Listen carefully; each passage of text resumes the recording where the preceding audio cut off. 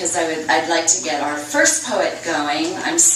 We're so happy to have Tess Taylor here tonight, and like all of us, scheduling. So we're very happy that she has been able to come, and I'm going to introduce her reading first. But first, I do want to thank Dean Rader so very much. This blog, 99 Poems for the 99%, has been a gift to all of us, and we will get back to discussing and reading further from the blog. Okay, so I would like to introduce Tess Taylor, and she brings to poetry both the sensibility of a poet and a journalist. And her summer was distinguished by her having been chosen by National Public Radio's All Things Considered to participate in their News Poet project. And in this situation, she was invited to spend the day in NPR's newsroom, and then on a pretty quick turnaround deadline for that evening to compose a poem reflecting the events of the day for broadcast that evening. So, that's pretty impressive. Yeah, no pressure, right? Public broadcast. And Tess Taylor's first book of poetry is due out in 2013 from Red Hen Press. So welcome to you.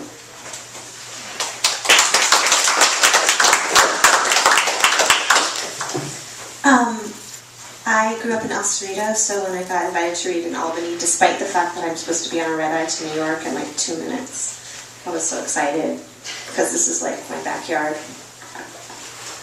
I want to thank Dean, who's going to talk more about the 99% project, but I want to thank him for coming up with this amazing way of gathering us. This time last year, I think we were in the middle of the kind of first stirrings of the Occupy movement. I think a lot of us were feeling sort of hopeful to see this sentiment that many of us still feel begin to be articulated.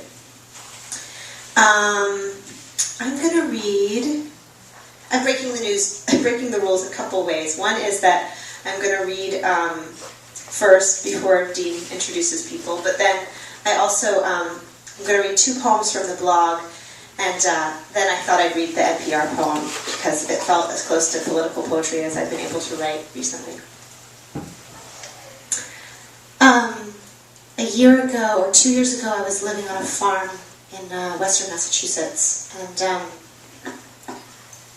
the interesting thing was that we had that very, very cold winter in Massachusetts, and blizzards every day, almost, and it was a very strange time for the radio to have to announce that actually the statistics were that the temperature around the world was warming, because of course for us it was snowing every single day. So in a way, this poem is a little bit about that dissonance. It's called Apocalypto with Radio. The day scientists announced that this past summer was the 3rd warmest in recorded time, the blizzards gaining speed and time as I take the pike into the mountains. Radio announcers fetch some global warming, and indeed my hands are finally warming as the radiator blows 80-degree heat onto the windshield. Ice is forming there, and also forming on the pike and trees and hills. I want to get home off this slick road, thinking how hard it is to think of any road beyond the road I'm on, to think of summer overheating this poor world, or indeed any summer when winter plunges us into ice and storm. That the story of this too cold is connected to summer, or the story of carbon that's connected to Arctic melting, or to the whole wide confused planet, is hard to grasp. The elaborate ice that forms is present tense and real. The climate change and warming story seem like a story instruments of barometry tell. And oh, let us protect the world. Here my humbled body shrinks inside a storm. My story disappears into a storm that's slippery as narrative, that grows slippery as this road is slippery. Oh, world, protect us in return. I feel despite any story in the dark.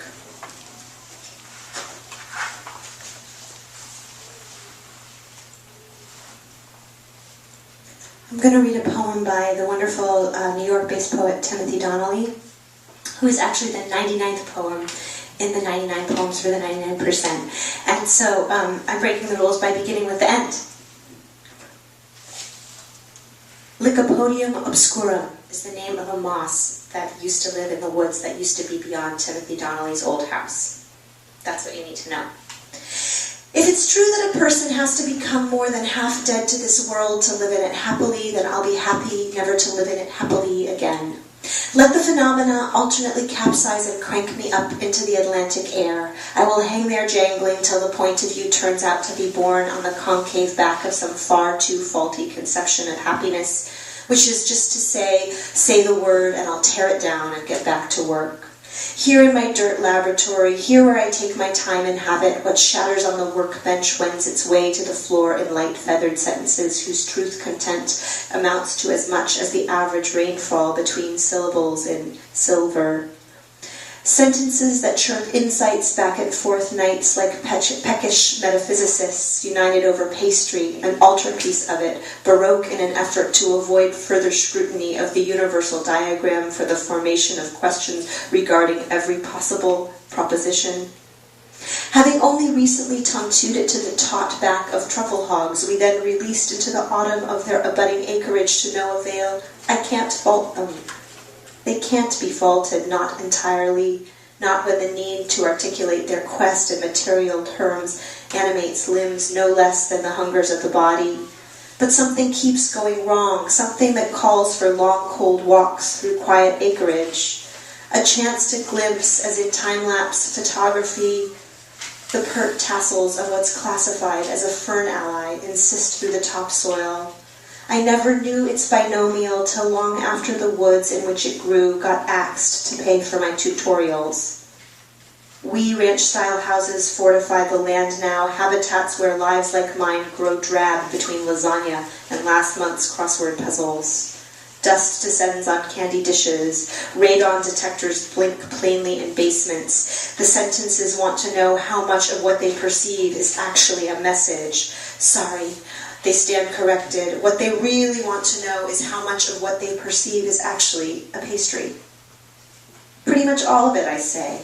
After so many failed strivings into darkness, into ether, they've come to value most what they can lay their hands on, place inside their mouths. All that animus spent hunting the intrinsic instead of honing methods to evaluate the relative wore them out. Go to bed, little sentences. The ghosts of club moss rise up because I felt them here. I tend to them this way, a member of their movement. And maybe what erupts calls for that.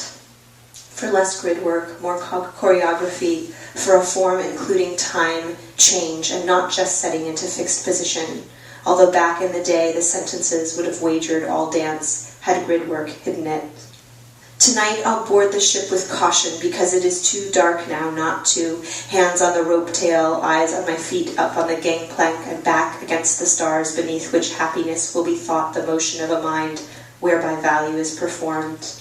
Like a show of respect for the forest that startles us into feeling at home and being lost in it. Insofar as this position can only be borne on the back of a somewhat loose conception of feeling, I am starting a new way to feel.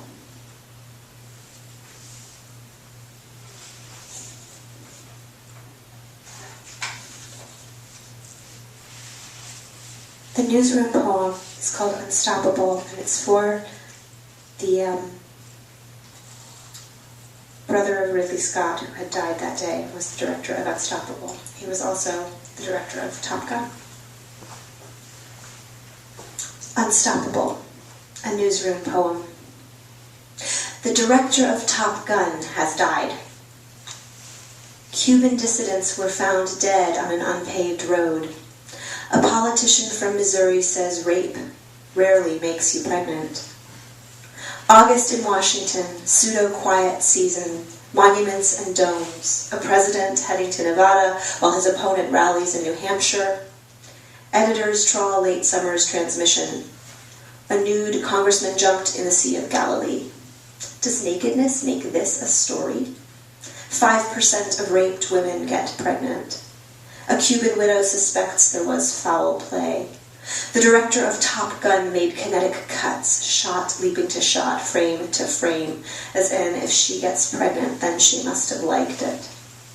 Outside these offices, a brick-faced former brothel will be affixed to a new building for medical lobbyists. And 150 years ago, in a few months, Walt Whitman found this city filled with dying soldiers and walked among them, keeping notebooks for impromptu jottings.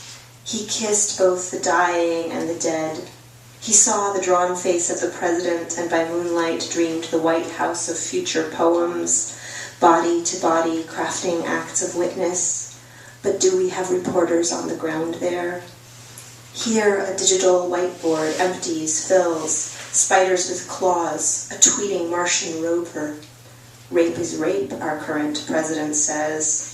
Lights flicker on the mixing board. The naked congressman is sorry. Somewhere beyond this poem, my son is sleeping. We record a story, circulated. Near that once brothel, a bright tractor digs. Real history will never get into books, Walt Whitman said. Thank you.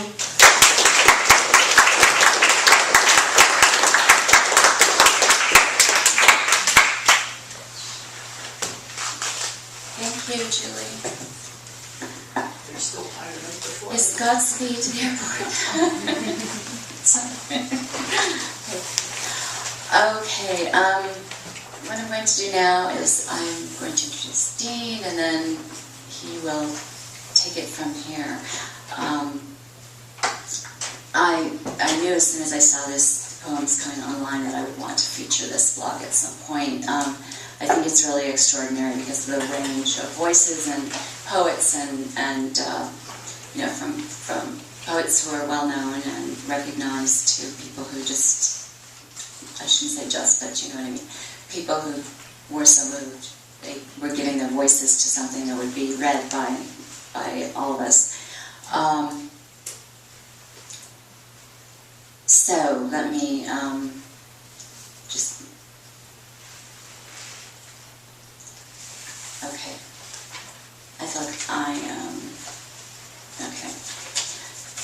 okay, so I'm going to get on to our next thing later.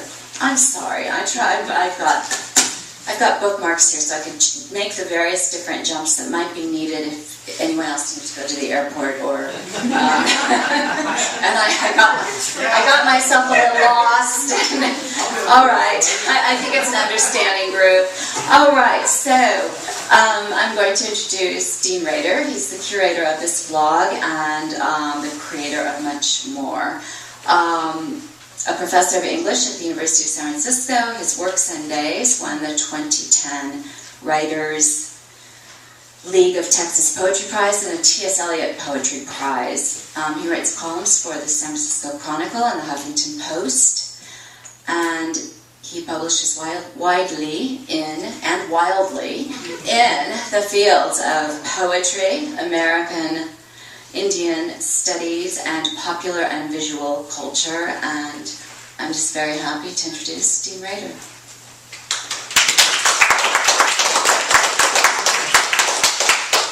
Thanks, Catherine. This is a great place to be. It's nice to be back here.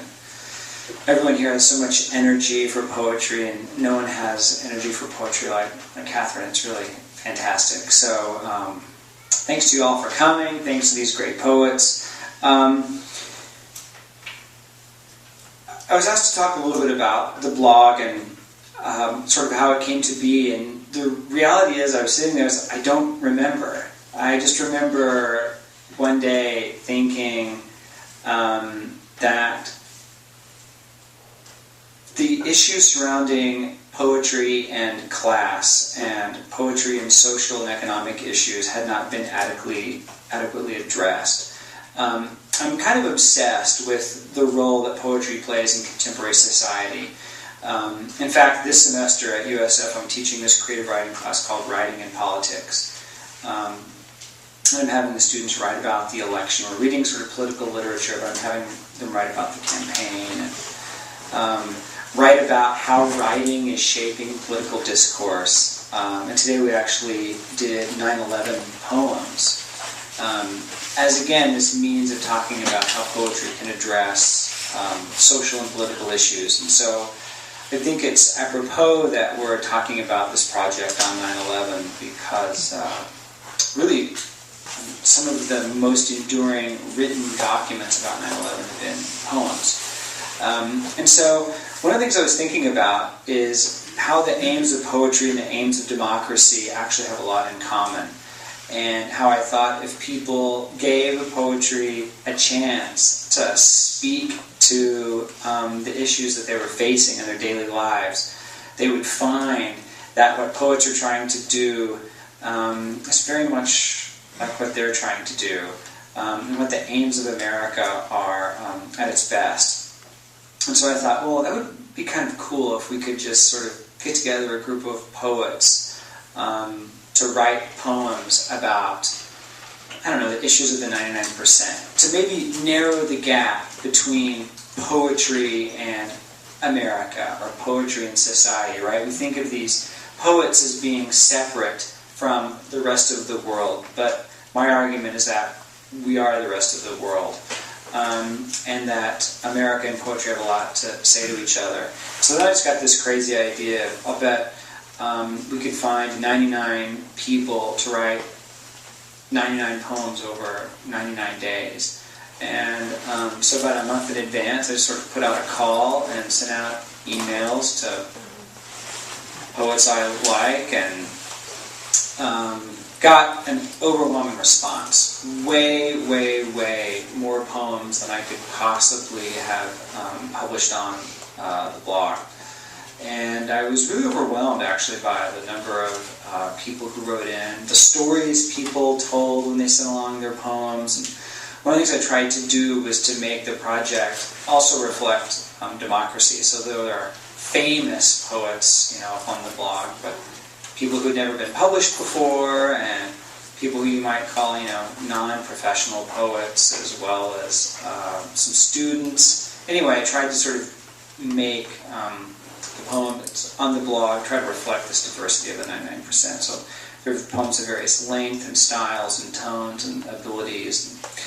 So I'm very happy that you all are here tonight, and that these great poets are here to read their own poems from the blog, and then they're also going to read at least one other poem from the blog that they found moving, and maybe, if there's time, read one more poem either of theirs or from the blog. So we'll be happy to take questions at the end. We can talk more about the project. We'll be happy to do so. But for now, I just want to introduce Dan Bellm. Dan's going to read next, and then Julie, then Zara, then Gillian, and then I'll close. I won't say much more about these poets than is on the flyer, except what I know about them.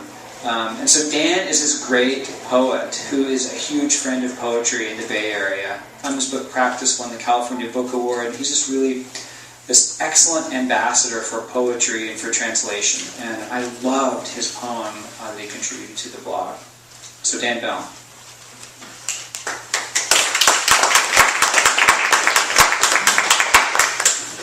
Thank you, Dean. And thank you for having this crazy idea you don't remember. I completely don't remember. Well, I'm going to start with the poem of mine that's on the blog, and I'll read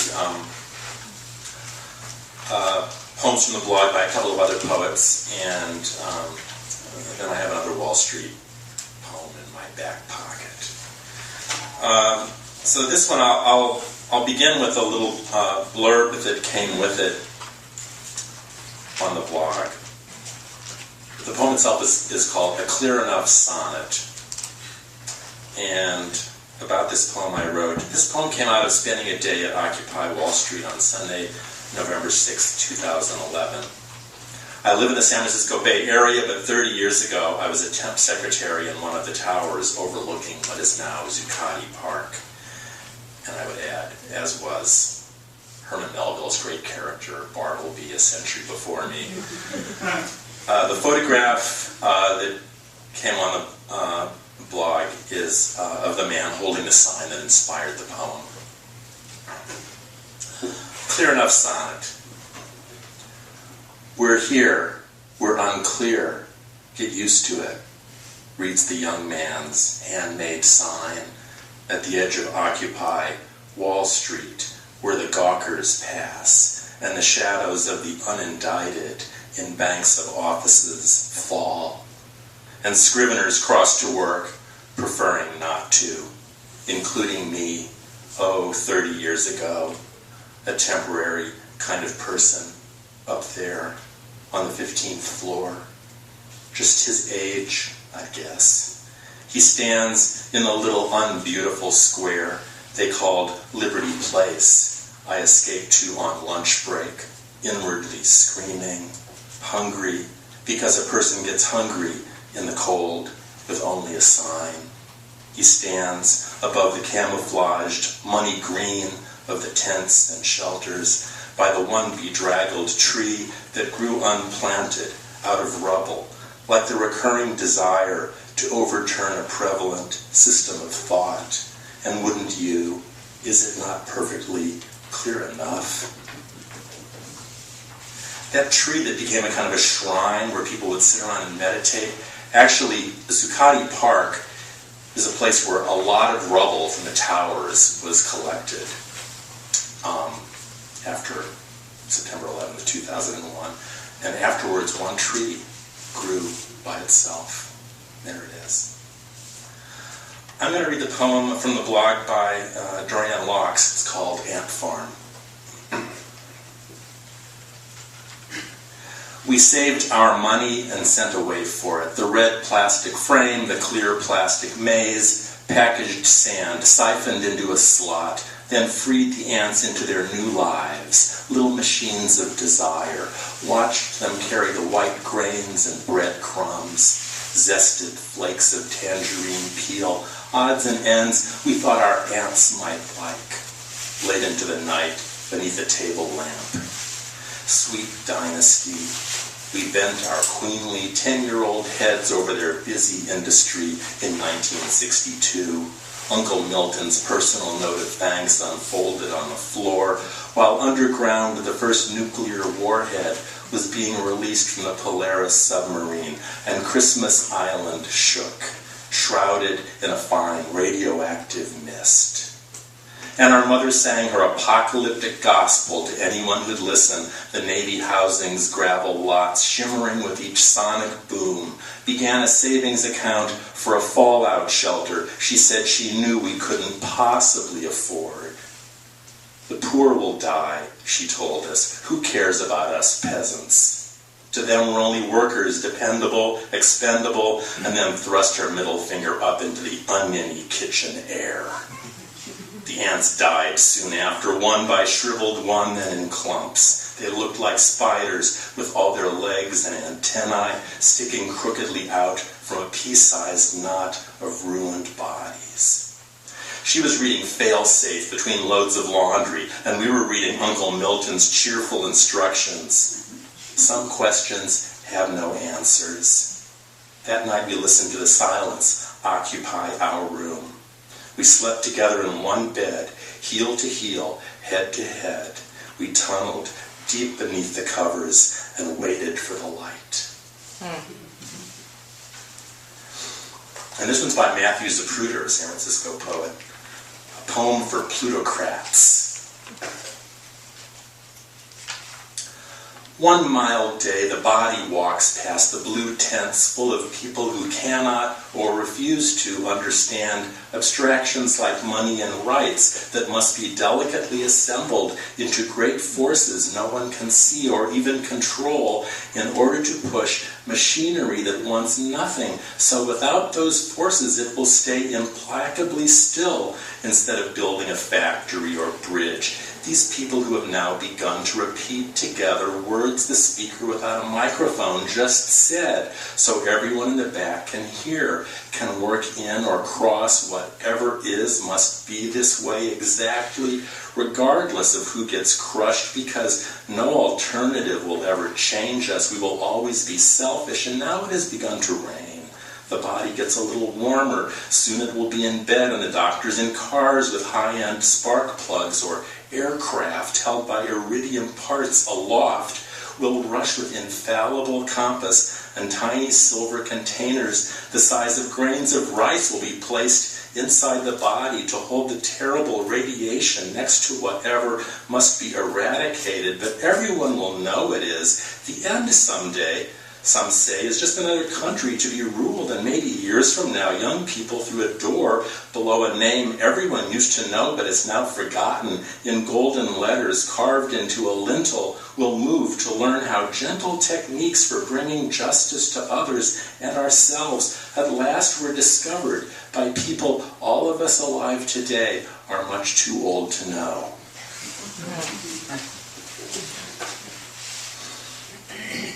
And here's a,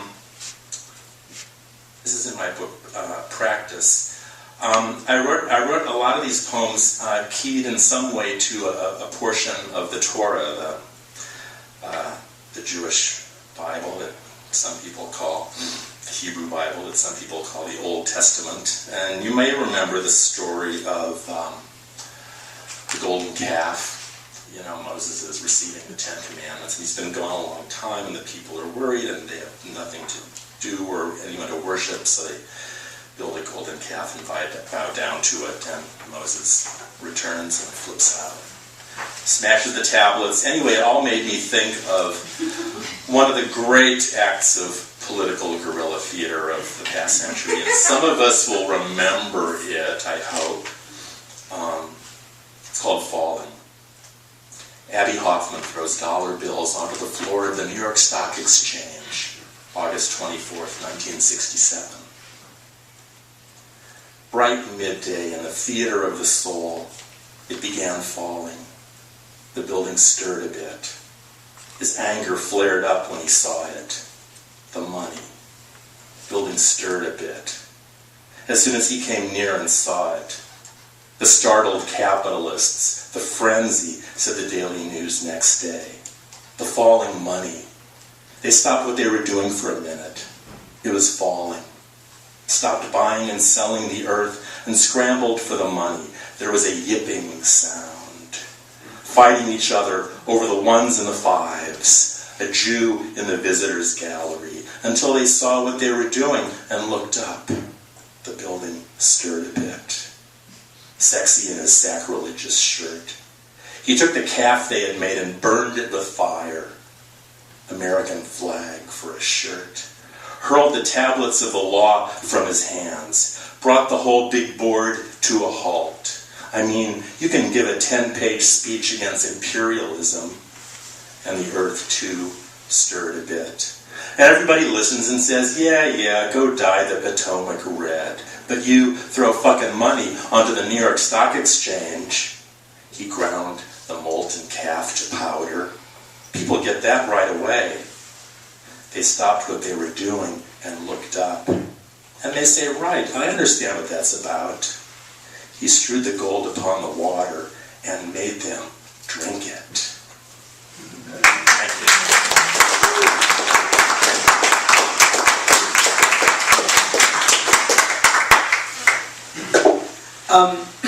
Thanks, Dan. It's great stuff.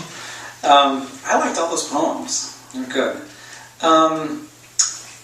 So I came across Julie Bruck's poems fairly recently, maybe in the last couple of years. I was really struck by their kind of really good combination of like form and social awareness. I think she's a really talented poet.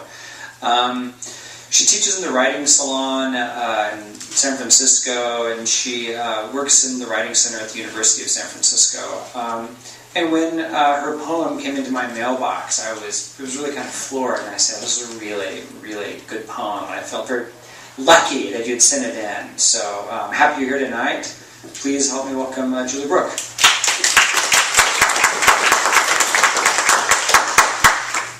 And I feel very lucky to be here. Thank you, Dean. And thank you for the blog, which is a wonderful thing. We talked all the way out about our kids, all the way here, and I never said a word in the car about the blog. It was not only a pleasure to read it online, and very difficult to pick poems to read from there. To pick 2 poems. But it's wonderful to hear these poems in the air tonight. It's really nice. So I'll read my blog poem, which is very short, and then I will read something else from the blog.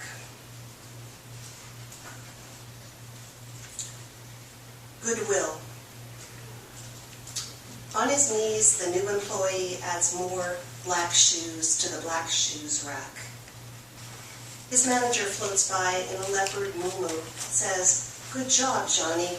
When you're done, your shift's up, so punch out for today."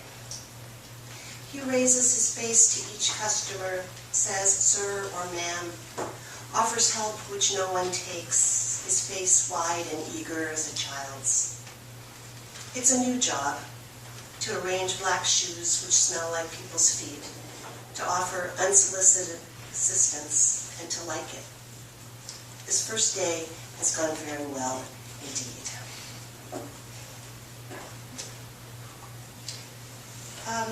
From the blog, I chose, one of the poems I chose was Alexander Teague's Port of Oakland, which she mentions in the blog. I wrote this poem 2 years ago when I couldn't have imagined that Oakland would now be one of the epicenters for the 99%. Port of Oakland.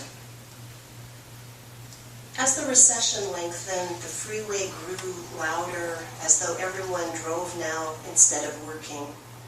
A pitch map of engines droning and whining past our block, semis shirring and shifting down into our sleep.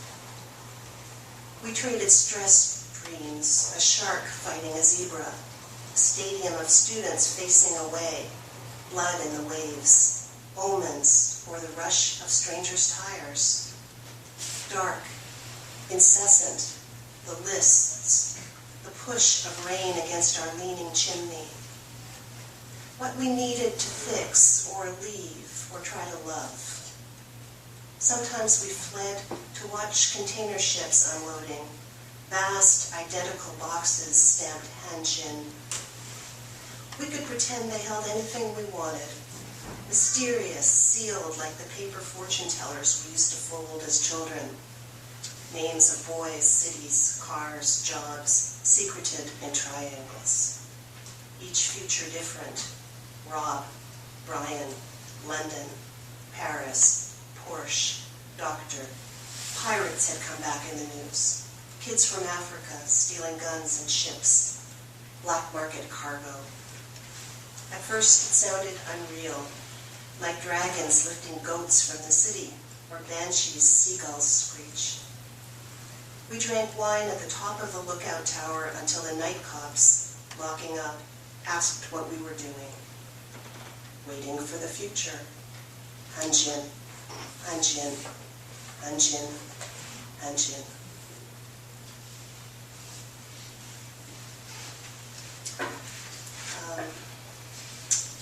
Robert Pinsky says that his blog poem was the first poem in his first book, and that some people have said it forecasts everything he's written since. Poem about people. The jaunty crop-haired graying women in grocery stores, their clothes boyish and neat, new mittens or clean sneakers, clean hands, hips not bad still, buying ice cream, steaks, soda, fresh melons and soap, or the big, balding young man in work shoes and green work pants, beer belly and white t-shirt, the porky walk back to the truck, polite, possible to feel briefly like Jesus. A gust of diffuse tenderness crossing the dark spaces to where the dry self burrows or nests. Something that stirs, watching the kinds of people on the street for a while. But how love falters and flags when anyone's difficult eyes come into focus. Terrible gaze of a unique soul, its need unlovable. My friend, in his divorced school teacher apartment, his own unsuspected paintings hung everywhere, which his wife kept in a closet. Not, he says, that she wasn't perfectly right, or my rock radio sing my, for me, mishearing my rock radio sing my self-pity. The angels wished him dead. All the hideous sudden stare of self, soul showing through like the lizard ancestry showing in the frontal gaze of a robin busy on the lawn. In the movies, when the sensitive young Jewish soldier nearly drowns trying to rescue the thrashing anti-Semitic bully, swimming across the river raked by Nazi fire, the awful part is the part truth.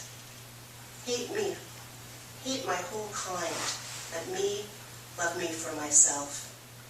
The weather changes in the black of night, and the dream wind bowling across the sopping open spaces of roads, golf courses, parking lots, flails a commotion in the dripping treetops, tries a half-rotten shingle or a down-hung branch, and we all dream it, the dark wind crossing the wide spaces between us.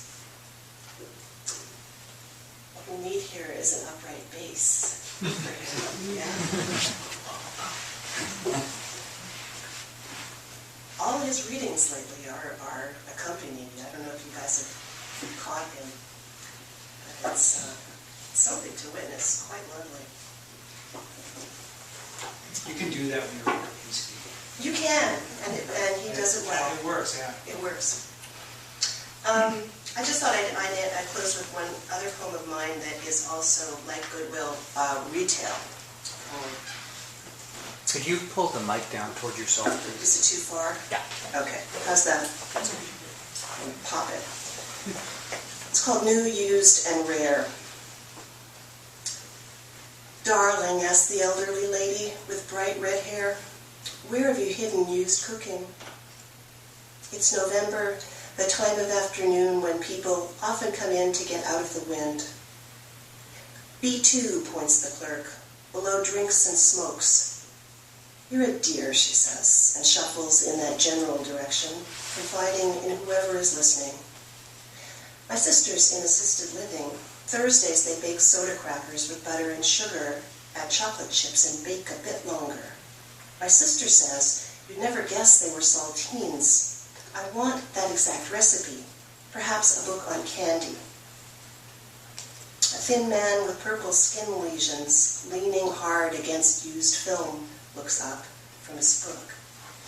Maybe you should visit your sister on a Thursday, he suggests.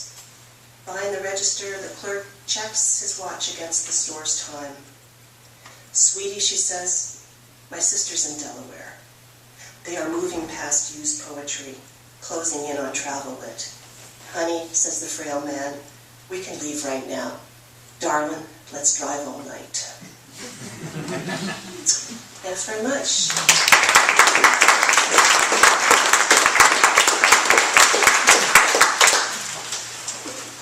The poet and critic David Orr has this interesting essay recently on poetry and politics. He begins his essay by quoting a really interesting scene that some of you who are sort of into poetry might remember from the last presidential election. It was when Hillary Clinton was still in the race and she was appearing in Ohio. And a union worker is introducing her, and the union worker is bad-mouthing then-candidate Obama. And he says something like, the Birkenstock-wearing, Prius-driving folks who support him are going about it all wrong. There's no way he can stand up to the Republicans. And he pauses and he goes, he is not a fighter, he's a poet. And David Orr follows it up with something like, ouch. And what he goes on to say is that politics in America is seen as gritty, macho, active, aggressive, and poetry is seen as kind of passive and maybe more feminine and removed. And so that leads, he argues, to maybe a kind of confused notion of what political poetry might be about. And I was thinking about that as you were reading the Alexandra Teague poem. By the way, Alexandra and I are going to be reading together at a Litquake event. She's great poet, if you're interested in her work. And when she emailed me the poem, she was very uncertain about it. She goes, yeah, I'm not really sure if this poem is really political enough. So if you don't want to use it, you don't have to. And I was sort of struck by the sense that, I don't know, something might not be political enough. Like, what is that? That sort of the sense that a political poem has to be, there has to be no gray area in it. And I think one of the things I like most about some of the poems you're hearing tonight and the poems in the blog is this willingness to make a political inquiry. And so that's one of the things I really like about Zara's poem as well. And Zara, one of the things I love about her is she's like, I think of all the contributors to the blog, like the most frequent commenter about the other poems. So she's very participatory, and I think that's kind of a metaphor for Zara in general. She is this great supporter of poetry and writing in the Bay Area through her own work, through her excellent reviews, and she's just kind of present and committed to the poetry project. And what I really liked about her poem was, again, the way she kind of figures anger and injustice in her poem. So, Zara Raab.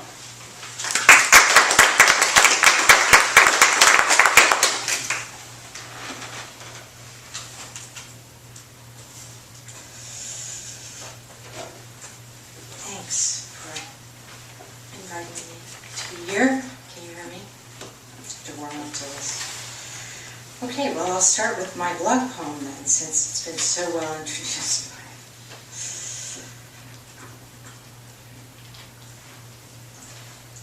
It's called Autumn 2011, and it has an epigram by Auden, of all people, who wrote August 1939. In a darkness of tribulation, he said. So I don't pretend to be at his level, believe me. The new borders, uneven as between rivals, widen on the rim, amid a buzz of splintered thoughts. Those rooted in their lives, the wage earners, worry and fret, while family men, women of substance, keep a wary eye. The only ones asleep at 2 a.m. are the homeless, who flourish in doorways and lay claim to sidewalks and parks. Enthralled to the streets, the youths travel them in hot, close packs. One by one, city officials abandon long-held posts. For lack of pay, patrolmen leave their uniforms at home to wander the scene where stores empty and houses foreclose. The skidders, loaders, and wheel dozers are all quiet. Fatted calves wander away from the paved intersections, where trailing signs of wealth blink red and green like Christmas. Those who have not may yet arrive as the weather turns cold. What was once attention and pride is now a kind of sleep. The crossing is fated. The crossing will be epic.